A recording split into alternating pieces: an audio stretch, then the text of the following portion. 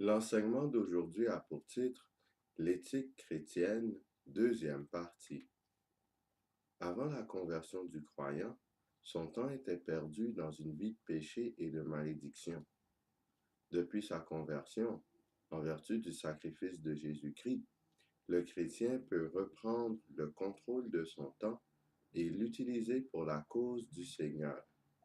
En d'autres termes, il peut user sagement de toute opportunité de faire le bien.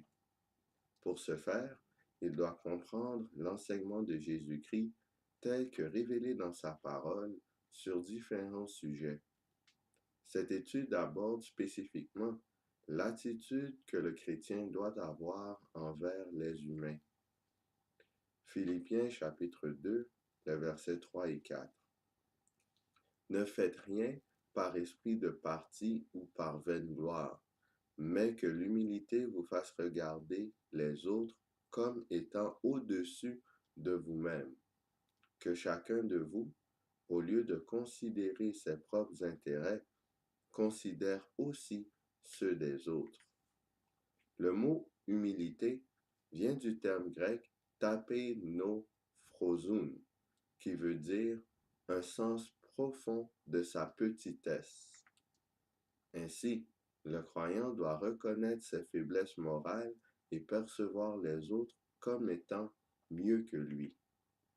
De plus, le chrétien ne doit pas regarder strictement ses propres ambitions et intérêts dans ses pensées, décisions et actions. Il doit aussi tenir compte des intérêts d'autrui. Philippiens chapitre 2, les versets 5 à 7.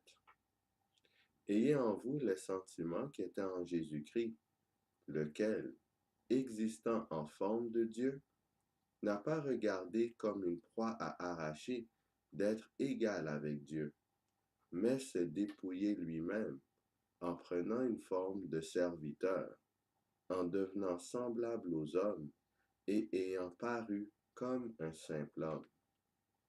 Le mot dépouiller vient du mot grec kénou, qui veut dire rendre vide, rendre vain, réduire à néant. Comme Christ, nous devons nous rendre vides, nous réduire à néant, afin de nous mettre au service de nos semblables. Dieu nous appelle à servir et non à être servis. Matthieu chapitre 5, le verset 44.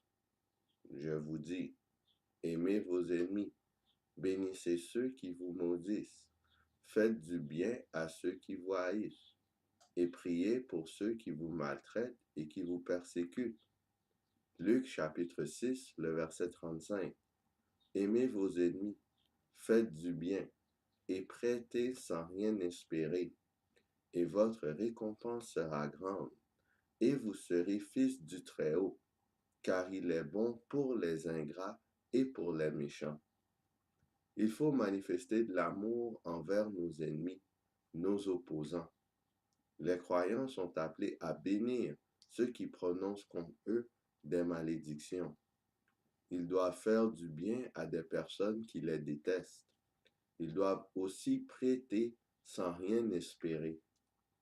Le verbe espérer vient du grec apelpizo, qui veut dire ne désespérer de rien, ne pas causer le désespoir.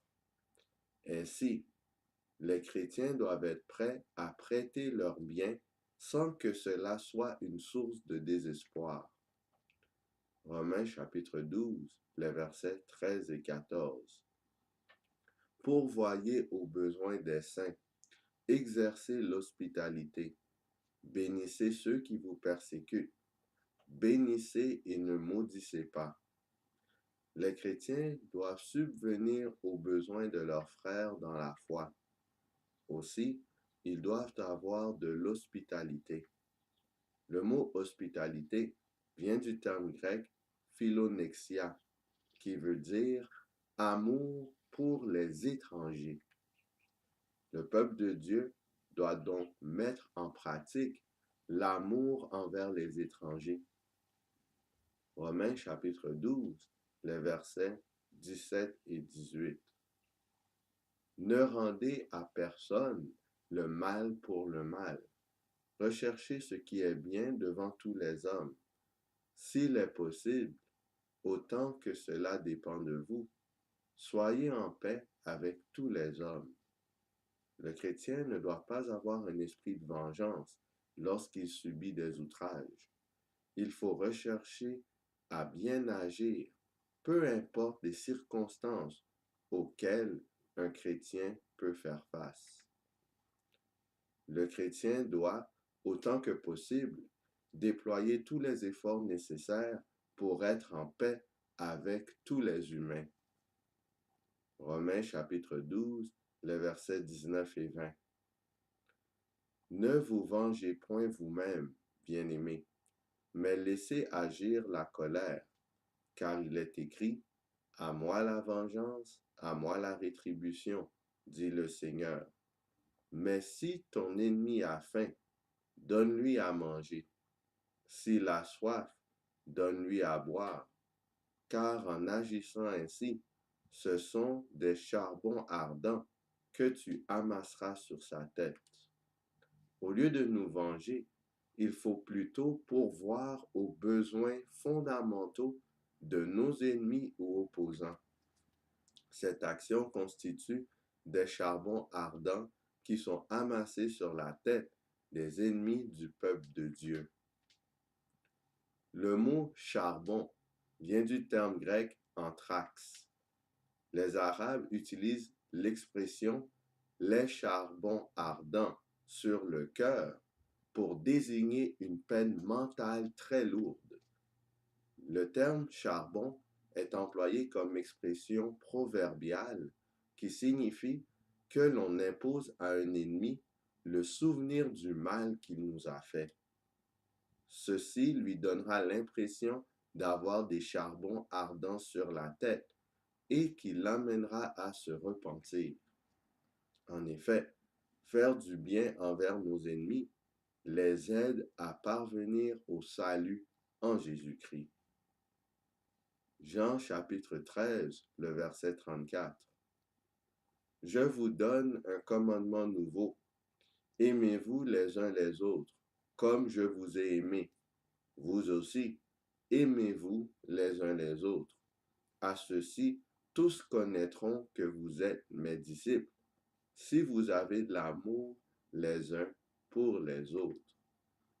En manifestant de l'amour pour nos semblables, nous témoignons que nous sommes réellement des disciples de Jésus-Christ.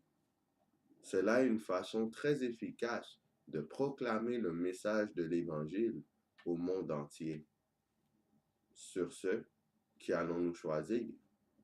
Est-ce qu'on choisit le camp de l'agneau, l'humilité de Christ, ou est-ce qu'on choisit le camp du serpent, l'orgueil du monde?